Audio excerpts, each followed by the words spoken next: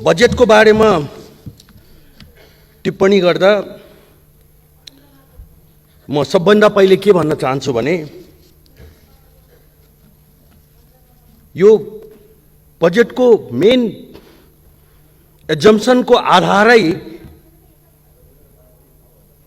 एउटा height of optimism हो भन्छु म।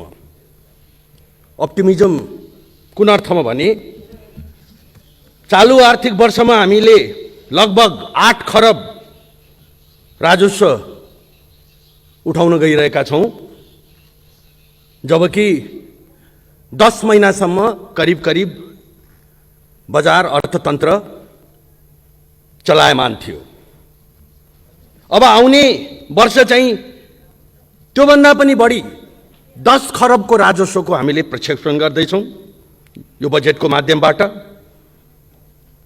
साउन 1 गतेदेखि नै फेरि प्री कोभिडको स्थितिमा यदि राष्ट्र गयो भने पनि यति पैसा उठ्न नसक्नु निश्चित छ।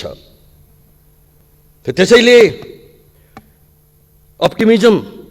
अप्टिमिस्ट हुनुपर्छ, भिजनरी हुनुपर्छ, स्वप्नदर्शी हुनुपर्छ, तर त्यसको धरातललाई पनि हामीले बिर्सनु हुँदैन। अहिले दुर्भाग्यवश कोभिड को संक्रमण बढ्दो छ। जति जति बोर्डरबाट र अब त झन् एयरपोर्टबाट समेत बाहिर काम गर्नेहरू फर्किँदै जानेछन्, हामीले नचाहँदा चाहँदै पनि यसको तादाद बढ्नेवाला छ। बजार अहिलेसम्म चल्न सकेको छैन सभामुख महोदय। अहिलेको आवश्यकता भनेको मैले पहिले पनि यो सम्मानित सदनमा यो कुरा राखेको थिएँ कि सर्भाइभ गर्नु हो। जसको रोजगारी गुमेको छ, जसको आम्दानी बन्द भएको छ, रेमिटेन्स सुक्दै जानाले बजारमा एक प्रकारको चाहिँ लिक्विडिटी, एक प्रकारको क्याश फ्लो, एक प्रकारको साइकल त्यसले क्रिएट गरेको डिमान्ड र त्यो डिमान्डबाट सिर्जना भएको बजार र आयातबाट जन्मिएको राजस्व, यो साइकलले ऐन प्रकारेण मुलुकको खर्च धानिरहेको स्थिति थियो। अबको स्थिति, अब आउने दिनहरू अत्यन्त कठिन हुनेवाला छन्। आधा भन्दा बढ्ता रेमिटेन्स सुक्ने छ भन्ने कुरा चारैतिरबाट आउन थालिसकेका छन्। त्यसको प्रभाव सबभन्दा पहिले त ती जसले कमाउँथे तिनको खल्तीमा पर्नेवाला छ र त्यसको प्रभाव बजारमा पर्नेवालामा छ।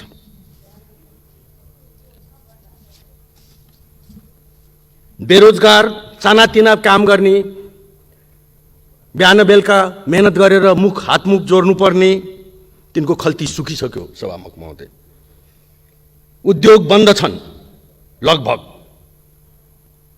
ठूला ठूला ऋण लिएर खडा भएका हाइड्रो, सिमेन्ट लगायतका परियोजनाहरू निजी क्षेत्रका र सरकारी समेत पनि प्रोजेक्ट साइटहरू लगभग बन्द छन्। होटल बन्द छन्, स्कुलहरू बन्द छन्, हस्पिटल पनि लगभग बन्द छन्, मल, रियल एस्टेट सबै बन्द छन्। चालू छ भने केवल ब्याजको मिटर, बत्तीको मिटर र उनीहरूले अझै पनि बन्दको अवस्थामा समेत तिर्नुपर्ने वेजको मिटर।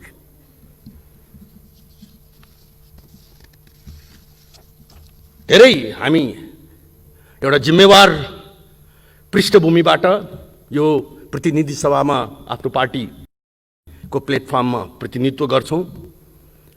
हामीले जहिले पनि आफ्ना कुरा राख्दाखेरि यो कुराको हेक्का राख्ने प्रयास गरेका छौं कि हामी त्यो ठाउँमा बसेर त्यो समस्यालाई यदि हामीले निहाल्यौं भने हामी के गर्ने थियौं। त्यस अर्थमा रचनात्मक इनपुट दिने हाम्रो काम हो, हाम्रो ड्युटी हो। हुन सक्छ हामी विरोधी होला, तर हामी शत्रु होइनौं। हामीले अहिलेको तत्काल आवश्यकता भनेको त्यो ब्याजको मिटर, त्यो खर्चको मिटर धान्नका लागि राज्यले यी सबै सेक्टरलाई समेटेर 250 अरबको स्टिमुलस देओस् भनेर हामीले प्रस्ताव राख्यौं।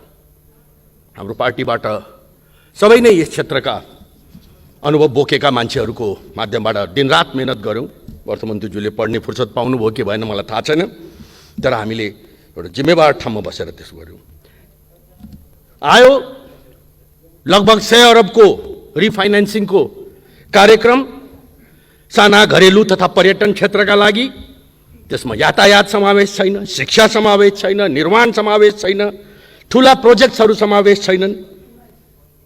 यी समावेश नभएका सेक्टरहरू यदि धराशायी बने भने र ती त्यो क्रममा छन्, त्यसको प्रभाव ब्याङ्किङ सेक्टरमा पनि पर्ने कुरो निश्चित छ। नयाँ रोजगारीको बजारमा एकातर्फ परम्परागत रूपमा चलिआएका उद्योग व्यापार र व्यापारको कुरा गर्दाखेरि म सप्लाई चेनको कुरा गर्न चाहन्छु सभामुख महोदय। बजारहरू बन्द छन्, अझै पनि हामीले यातायातलाई सुचारू रूपले चलाउन सकेका छैनौँ।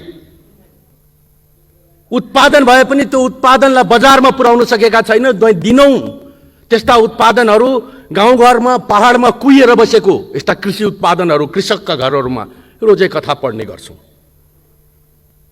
यदि हामीले यो सप्लाई चेनलाई, यो निरन्तर बजार र उत्पादन र आयातितै वस्तु किन नहोस्, त्यो व्यापारको त्यो श्रृङ्खलालाई यदि कायम राख्न सकेनौँ भने भोलिको दिनमा एउटा ठुलो सोशल कन्फ्लिक्ट, एउटा सामाजिक द्वन्द्व, लुटपाटको स्थिति आयो भने पनि कसैले आश्चर्य मान्ने स्थिति नरहोस्। त यी इस्युजलाई एड्रेस गर्नका लागि माननीय अर्थमन्त्रीज्यूले बेरोजगारीलाई एड्रेस गर्नका लागि कृषिको क्षेत्रलाई एउटा आधार बनाउनु भएको छ। म पनि त्यसको एडभोकेटर हुँ। मलाई पनि लाग्छ, म पनि यो कुरामाथि विश्वास गर्छु कि यदि ठुलो तादादको यदि जब कुनै सेक्टरले क्रिएट गर्न सक्छ भने त्यो कृषि नै हो। र त्यसको लागि सरकारले चाहिँ नि आफैले त्यसको बजारको प्रबन्ध, यातायातको प्रबन्ध र भारत र चाइनाका वस्तुसँग प्रतिस्पर्धा गर्नका लागि त्यो सपोर्ट प्राइसको प्रबन्ध गर्नुपर्छ भन्ने हामीले पनि प्रस्ताव राखेका हौँ र त्यसलाई अर्थमन्त्रीज्यूले यो बजेटको माध्यमबाट स्वीकार्नुभयो। मलाई अत्यन्त खुसी लागेको छ। त्यो तत्काल त्यसलाई चलायमान बनाइयोस्, त्यसलाई प्र्याक्टिकल धरातलमा ल्याइयोस्। बेरोजगार युवालाई ट्रेनिङ र ट्रेनिङलाई क्यापिटलसँग जोड्ने जुन कतिपय यसमा कार्यक्रमहरूका कुरा गरिएका छन्, त्यसको पृष्ठभूमि हिजोका दिनसम्म त्यति राम्रो छैन। समय सिद्धिसकेको छ। त्यस्ता ती बेरोजगारलाई सिपसँग जोड्ने र क्यापिटलसँग जोड्ने काम कमसेकम त्यो एफिसिएन्ट इन्स्ट्रुमेन्ट आज ठाउँ-ठाउँमा चाहिँ नि सरकारी निकायहरूबाट सञ्चालित ट्रेनिङ प्रोग्राम्सहरू सञ्चालन हुन्छन्, त्यहाँ कोही जान चाहँदैन पैसा दिँदाखेरि पनि। र निजी क्षेत्रबाट सञ्चालित त्यस्ता प्रोग्राममा लाइन लाग्दछ पैसा तिरिकन पनि। त यो अब निजी क्षेत्रको स्थापित चाहिँ नि यस्ता इन्स्ट्रुमेन्ट, यस्ता प्लेटफर्म, एफिसिएन्ट चाहिँ नि अर्गनाइजेसन, इन्फ्रास्ट्रक्चरहरूलाई अहिले राष्ट्रले खोजेको बेलामा पूर्ण रूपले चाहिँ नि प्रयोग गर्नुपर्छ भन्ने हाम्रो भनाइ हो। जहिले पनि भन्दै आएका छौँ। यो भेन्चर क्यापिटलदेखि लिएर जब क्रिएसनको काममा भएभरका फाइनेन्सियल इन्स्टिट्युसन्सहरूलाई, सरकारी निजी फाइनेन्स कम्पनी, ब्याङ्क्सहरूलाई प्रयोग गरियोस्। उनको कामै त्यही हो। सक्नु होला त्यो म सिध्याउनु लागेँ सभामुख महोदय। त मेरो फेरि पनि आग्रह छ कि अहिले पनि यो बजेटले केही संशोधन खोजेको छ यी तत्कालका कुराहरूलाई एड्रेस गर्नका लागि, र त्यसतर्फ माननीय अर्थमन्त्रीज्यूको ध्यान जाओस्।